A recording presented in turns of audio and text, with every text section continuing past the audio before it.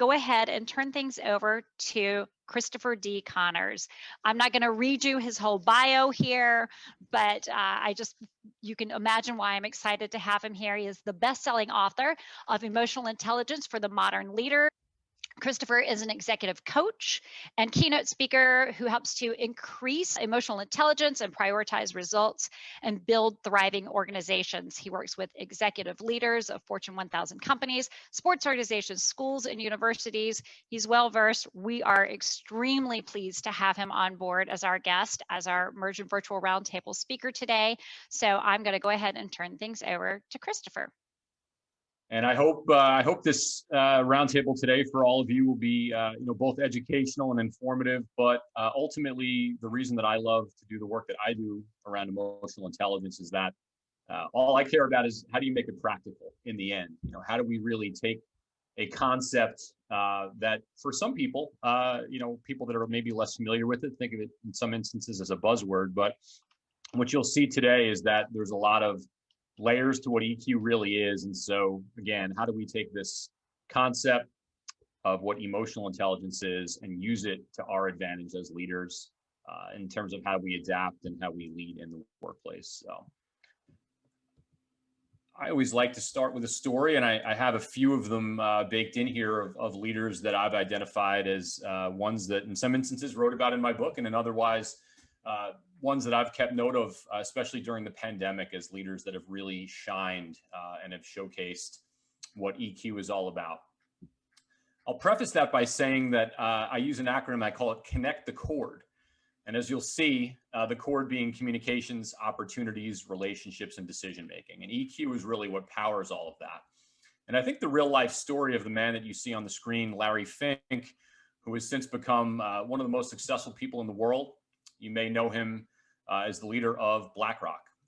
But earlier on in his career, not too long after graduating from the Anderson School of Business at UCLA, Larry Fink had built a lot of success in his role at First Boston.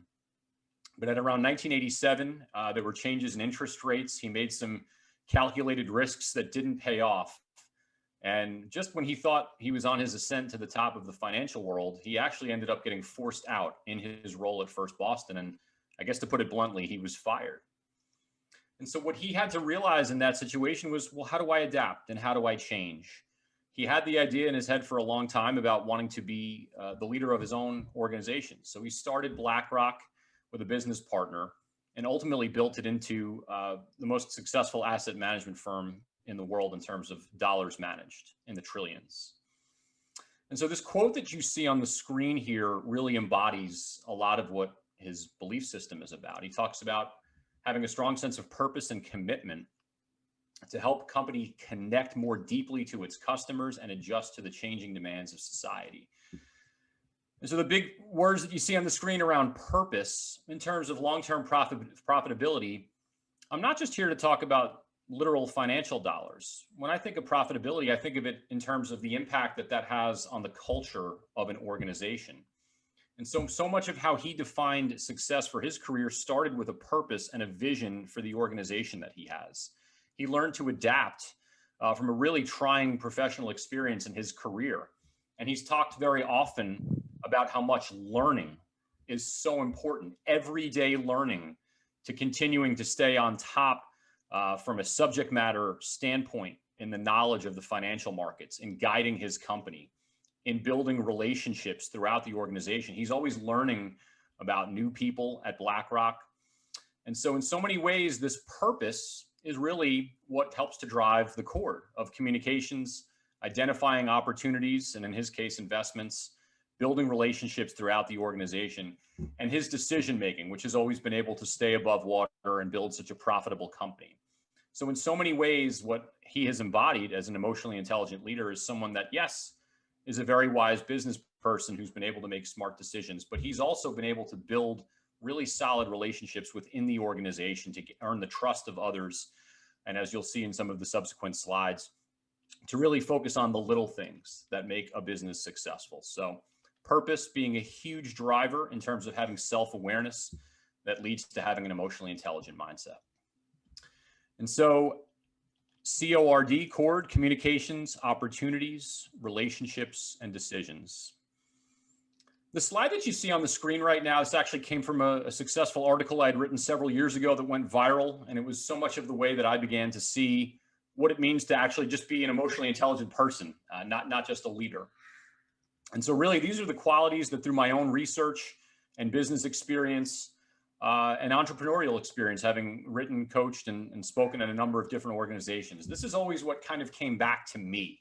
And several of the components that you'll see here are among the most researched components of what EQ is all about: self-awareness and empathy, right?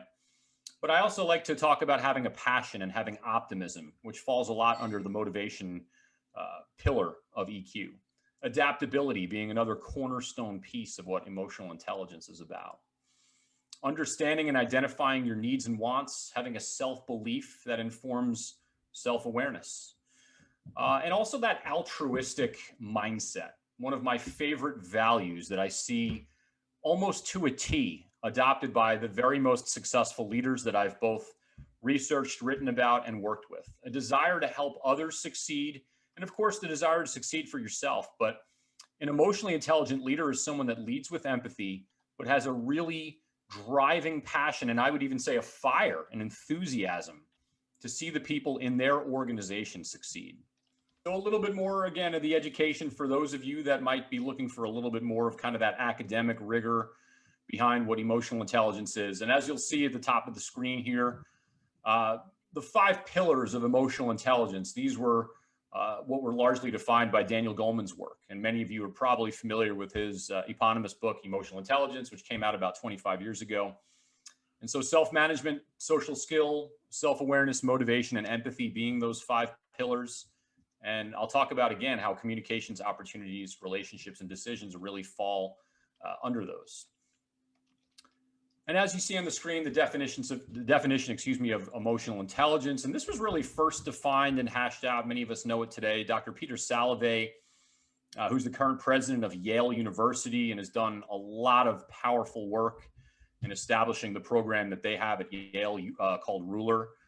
And I always tell people Dr. John D. Mayer, no, not the famous guitar player and heartthrob John Mayer, but Dr. John D. Mayer, psychologist at the University of New Hampshire. They were the ones that really defined what we know today to be emotional intelligence, and actually really kind of kindled that fire for Daniel Goleman and the work that he did, and in many of the other folks who have followed, and some of the other titans in the field that have popularized emotional intelligence. As I talked about, for me, I think the real value is how do you make it actionable? And so my goal here today is to be able to describe a number of ways that we can make EQ actionable and to demonstrate examples of what that looks like. But the other important thing to really drill home about what emotional intelligence is about is that this is a skill set that all of us can acquire and that all of us can improve. So EQ, think of it as a muscle that you can exercise literally every day and continue to make improvements upon. So every one of us can exercise empathy.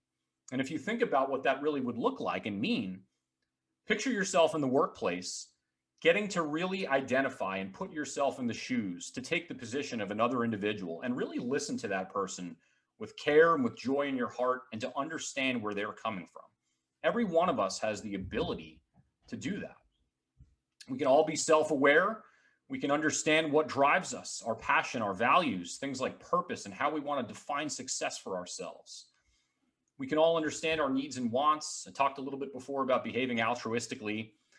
And boy, oh boy, I think all of us could probably sympathize with the final bullet, especially over the last 7+ months. All of us can adapt in difficult times. We can understand and assess the current situation for what it is, and do a basic gap analysis and understand what we need to do to adapt and make smarter decisions and move forward and still try to find success as much as we possibly can given the circumstances around us.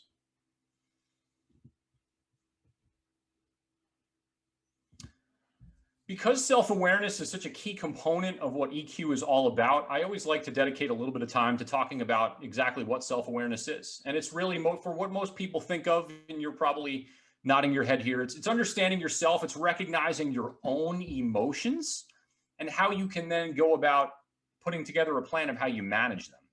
But a lot of what self-awareness is, and I find this in the coaching work that I do, and this is why I think that EQ is so important, is that it's how we perceive others to see us. It's picking up on things like body language and how our tone, our posture, the message that we're delivering, how we communicate, how that's being perceived by other people, really in an effort to gain clarity, to drive a relationship, to help ourselves and, of course, the people that we're with to be more successful. Just a little bit more there about self-awareness.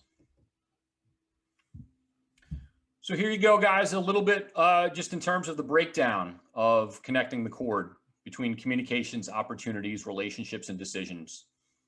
Emotional intelligence between how we understand ourselves, how we manage and comport ourselves, how we plan, go about exercising ways that we can take better care of ourselves through our own self-care, how we motivate and find that passion and desire every day to bring out the best in others as well as ourselves. All of these things in terms of empathy and social skill, the art and the nuance of how we go about communicating, crafting relationships, making smart decisions. All of these things are possible with emotional intelligence.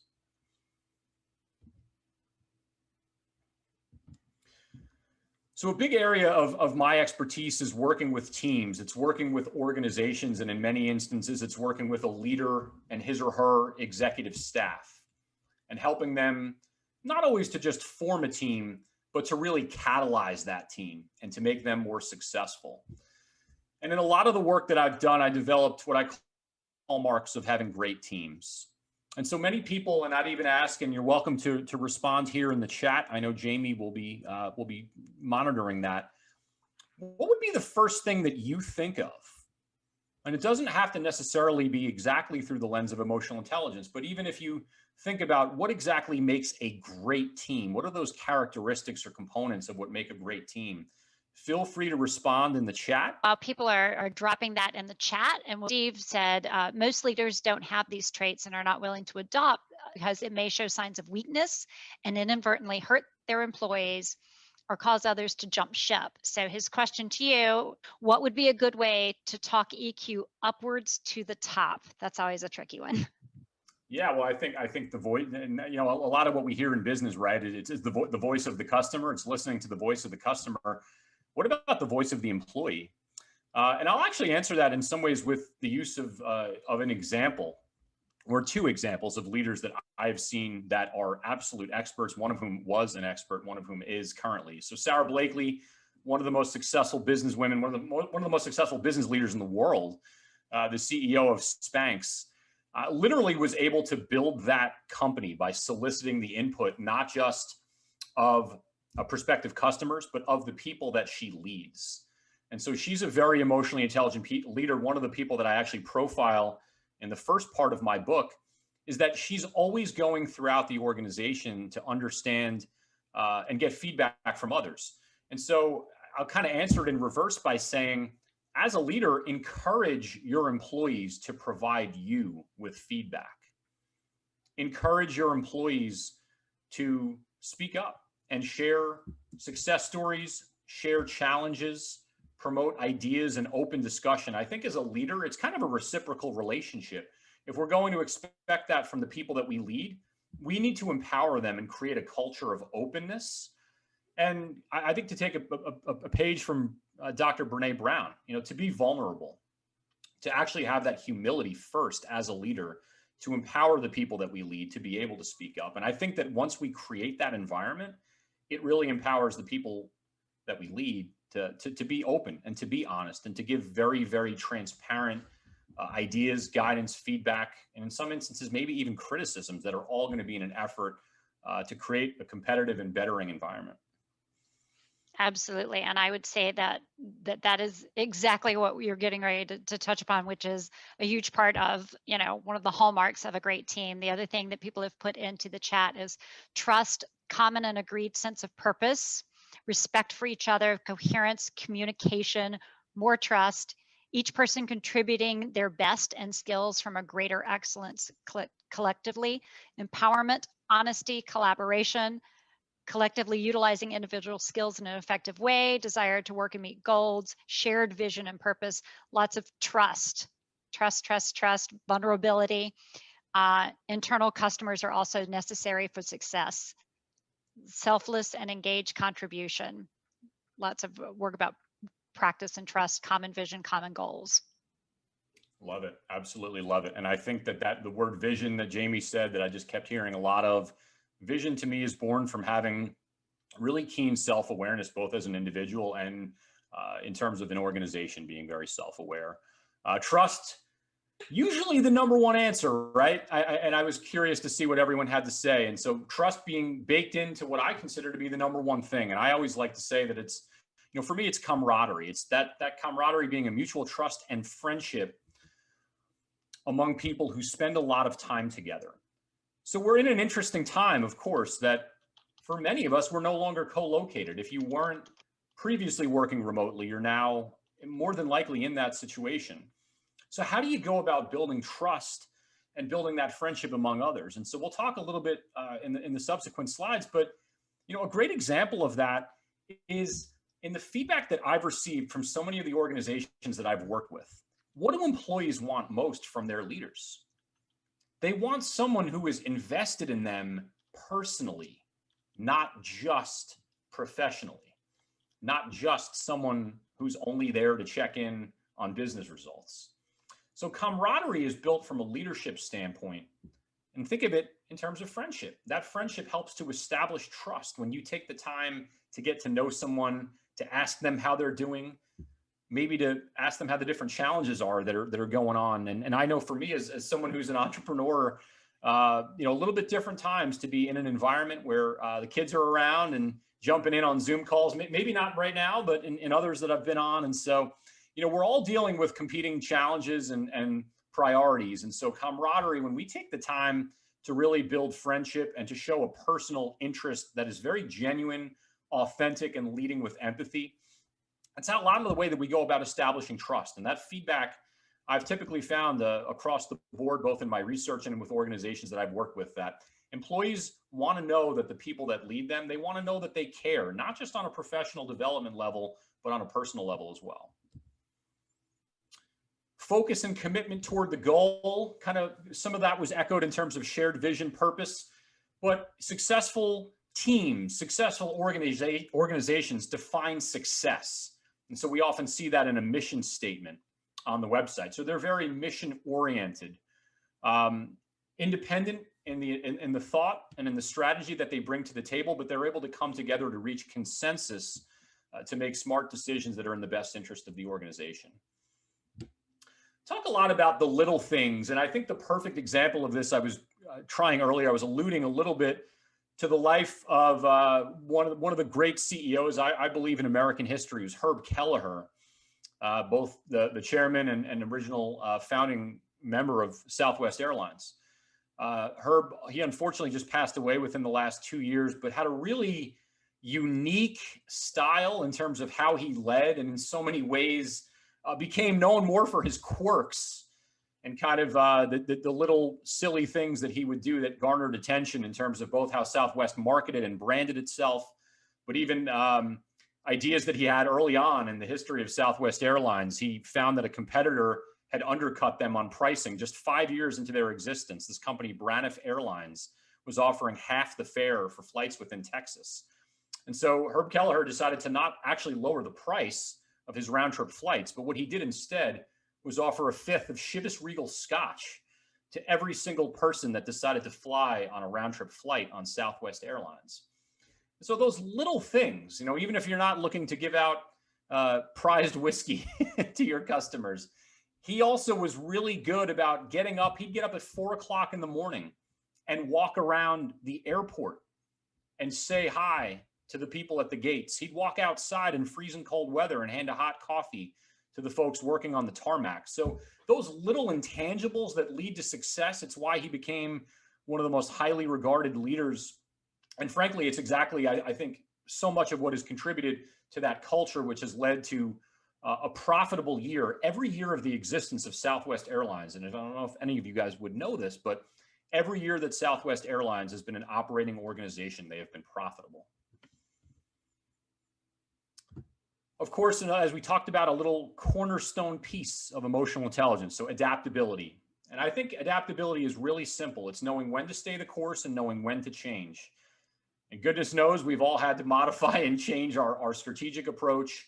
And in many ways, the cultures of organizations have had to adapt to a remote environment over the last several months. And we've seen certain organizations, for example, Amazon, Twitter, some of the bigger tech companies, allowing people to work from home and recognizing that in some of the instances, results have been there across the board. And so as a leader, understanding and recognizing change, and in many ways, I talk about embracing change.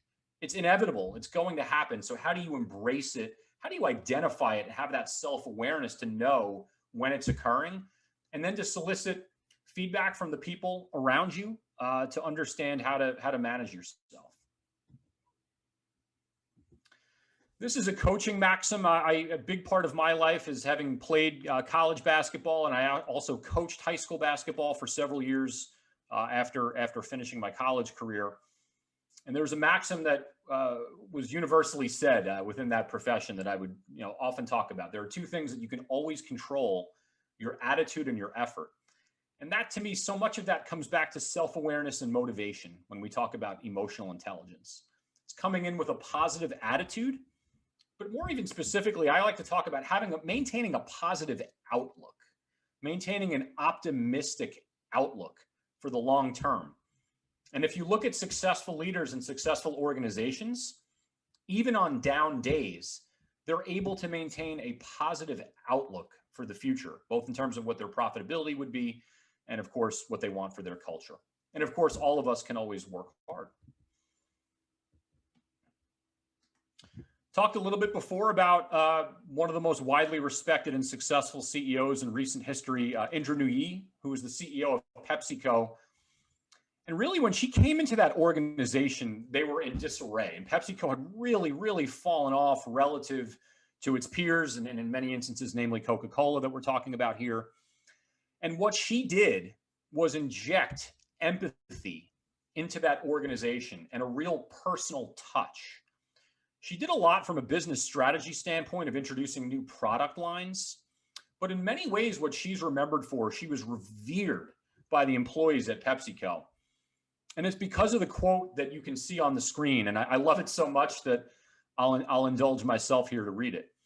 You need to be able to look at that person and say, I value you as a person. I know that you have a life beyond PepsiCo, and I'm going to respect you for that entire life and not just treat you as employee number, fill in the blank there, right? 4,567.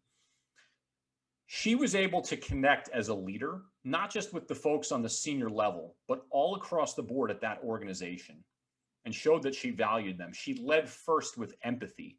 She took the time to listen to the people that she led, and it really made all the difference in terms of business success, but also in dramatically turning around the culture of that organization. Something that I always like to bake in, and this could just be something that you even take into your own day, or maybe in team meetings that you might have for your own organization. We talked quite a bit just now about having a positive outlook and maintaining motivation for the long haul, not just on the day-to-day. So for reflection, for your own reflection, even after today, is this something that you maintain in the face of present challenges? And so we have another couple minutes before we get into some of the simulation and as well with some of the questions toward the end. But I wanted to be able to share some real practical nuggets and best practices here for you in terms of communication. So I'll highlight a couple of these on the screen and try to give some examples. The second one that you see being the prime example of empathy.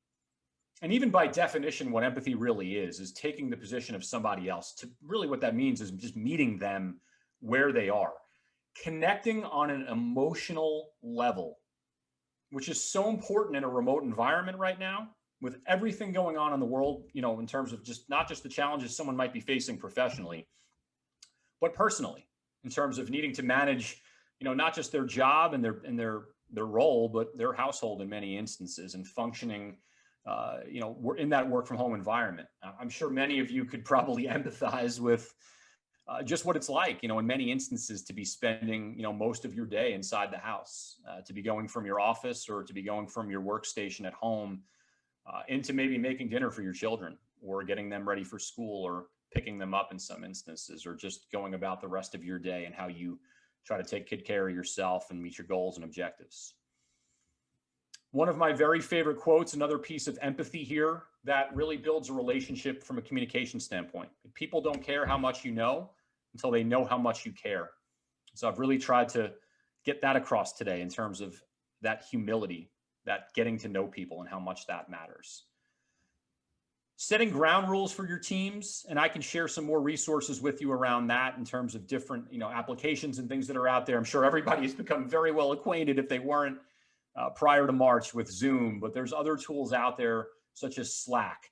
But I also talk about establishing a cadence of communicating in terms of phone, email, instant message, making sure that everybody has a shared understanding of how they're going about communicating. It's going to lead to much, much better results.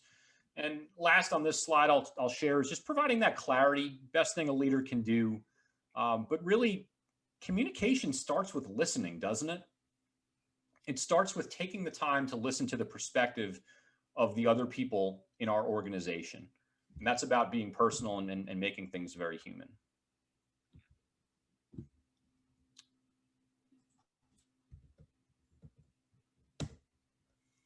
All right. And so last, just some other best practices here. Some being very obvious in terms of how we go about building relationships that are in connecting the cord.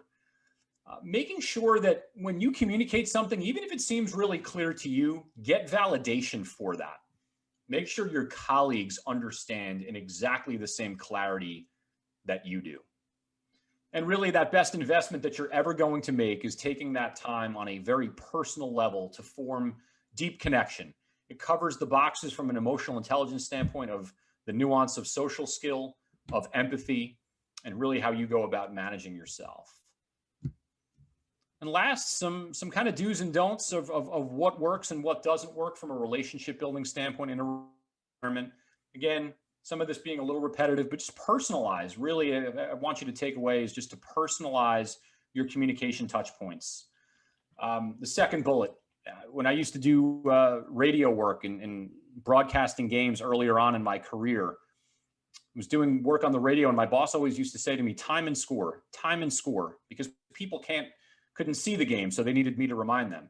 So just the analogy here would be over communicate. Even if you think you're maybe communicating the same message sufficiently, over communicate it and then check in to get that validation that we talked about. Be willing to show your sense of humor and have some cheesy fun. Those things create bonds, and those are kind of those little things that we talked about on those 5 hallmarks of great teams that really, really matter. Last, and I'll slip up. Sorry, guys. I think I'll just move ahead here to the end. I know we're kind of up on time, and I want to be respectful of that for the simulation that Jamie's going to do. So I had sent Jamie a copy of the presentation today. So all of you, if you'd like access to it, you're welcome to it. But again, this is the work that I do in terms of presenting to different organizations, and I do it in some instances full day, half day, or over the course of an hour or two. And I've had a lot of success with really injecting that emotionally intelligent mindset into the culture of an organization. So just a little bit more about me, guys. I really, really appreciate all of you taking the time to listen, and I look forward to taking part further in the conversation here. Thank you. And let our host avatar, Bennett, come on in and